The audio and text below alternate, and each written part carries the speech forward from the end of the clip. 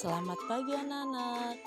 Kali ini kita akan mempelajari materi yang baru di bab 3, yaitu teks eksposisi. Apakah anak-anak kami tahu apa itu yang dimaksud dengan teks eksposisi? Teks eksposisi adalah teks yang mengemukakan sejumlah pendapat disertai fakta yang memuat penilaian, dorongan, atau ajakan-ajakan tertentu kepada khalayak. Teks eksposisi dapat kita lihat dan dapat kita temui dalam media massa. Contohnya di dalam koran ataupun majalah. Teks eksposisi dapat berupa esai, tajuk rencana, ataupun tanggapan kritis.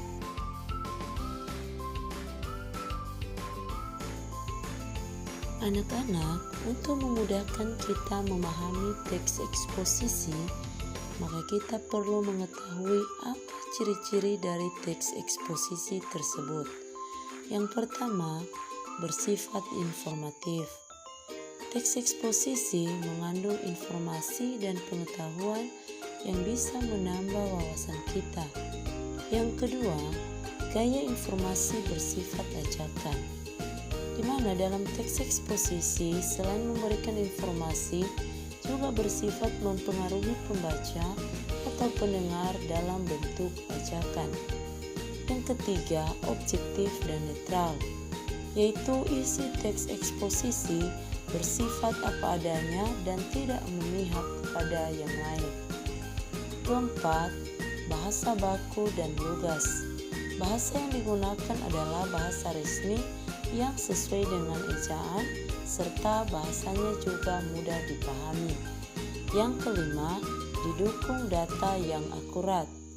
Untuk memperkuat gagasan atau pendapat dalam teks eksposisi, maka didukung juga oleh fakta supaya informasi yang disampaikan lebih akurat.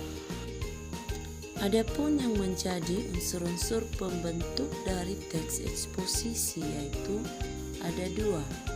Yang pertama, gagasan, ide atau pendapat. Yang kedua, fakta atau sesuatu hal yang benar-benar terjadi, di mana fakta ini berfungsi untuk memperkuat gagasan. Berikut ini adalah contoh teks eksposisi yang isinya terdapat gagasan dan fakta. Di situ terdapat seseorang yang sedang mengemukakan pendapatnya dan memberi komentar terhadap penebangan pohon secara liar. Fakta adalah keadaan peristiwa atau sesuatu yang benar-benar terjadi. Di situ terlihat terjadinya bencana, yaitu tanah longsor.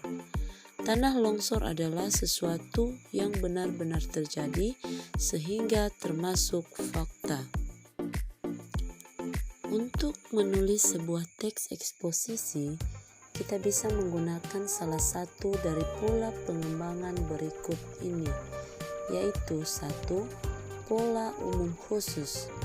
Pola umum khusus yaitu ide pokok bagian teksnya ditempatkan pada awal paragraf yang kemudian diikuti oleh ide-ide penjelas. Yang kedua, pola khusus umum, yaitu mencantumkan hal yang bersifat khusus diikuti dengan uraian yang bersifat umum. Yang ketiga, pola ilustrasi, yaitu ilustrasi berupa pengalaman pribadi yang berfungsi untuk membuktikan suatu pendapat. Yang keempat, pola perbandingan, yaitu untuk meyakinkan suatu pendapat juga bisa ditambahkan perbandingan supaya gagasan yang disampaikan lebih kuat.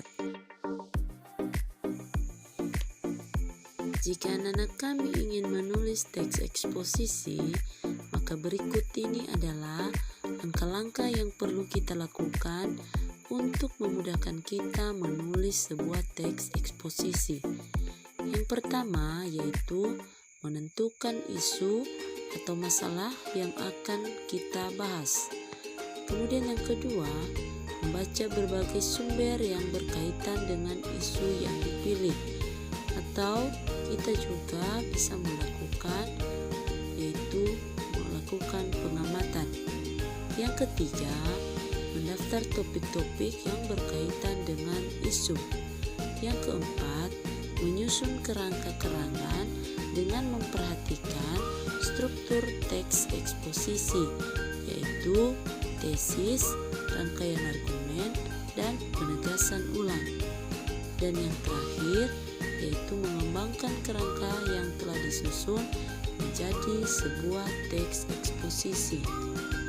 Untuk menulis sebuah teks eksposisi, anak-anak kami perlu memperhatikan struktur atau bagian-bagian yang harus ada sehingga menjadi sebuah teks eksposisi yang lengkap, yaitu 1. Tesis.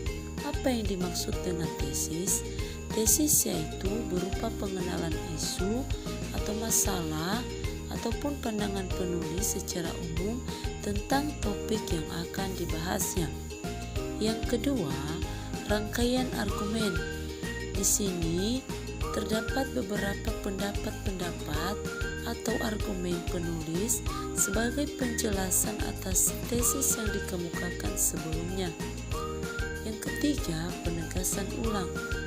Sebagai perumusan kembali secara ringkas atau bagian ini sering pula disebut penutup atau kesimpulan.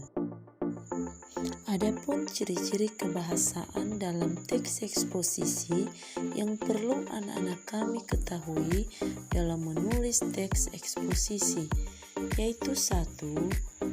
Teks eksposisi sering menggunakan kata teknis atau kata istilah yang memiliki makna khusus dalam suatu bidang, misalnya kata reboisasi dalam bidang lingkungan yang artinya penanaman kembali hutan yang sudah ditebang. Yang kedua, konjungsi kausalitas. Apa itu konjungsi kausalitas? Yaitu kata yang menghubungkan suatu kata yang menyatakan hubungan sebab akibat.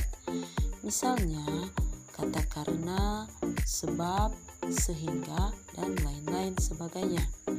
Yang ketiga, kata kerja mental.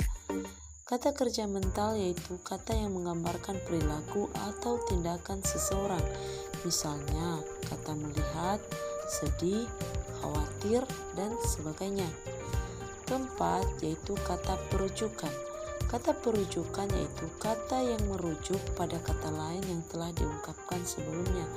Contohnya yaitu dia, ini, itu, di sini, di sana, dan lain-lain sebagainya. Yang kelima yaitu kata persuasif. Kata persuasif yaitu jenis kata atau kalimat yang bertujuan untuk mengajak, meyakinkan, membujuk pembaca melakukan sesuatu seperti yang disampaikan oleh penulis. Berikut ini adalah contoh teks eksposisi yang berjudul Manfaat Sambiloto.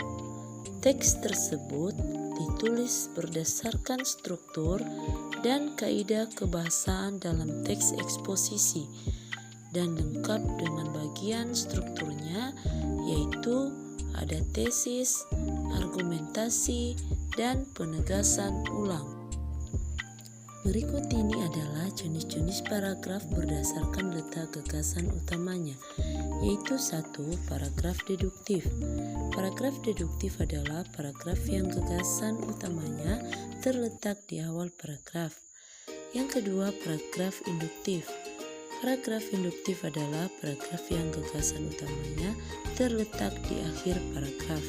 Dan yang terakhir, paragraf campuran, yaitu paragraf yang gagasan utamanya terletak pada kalimat pertama dan kalimat terakhir.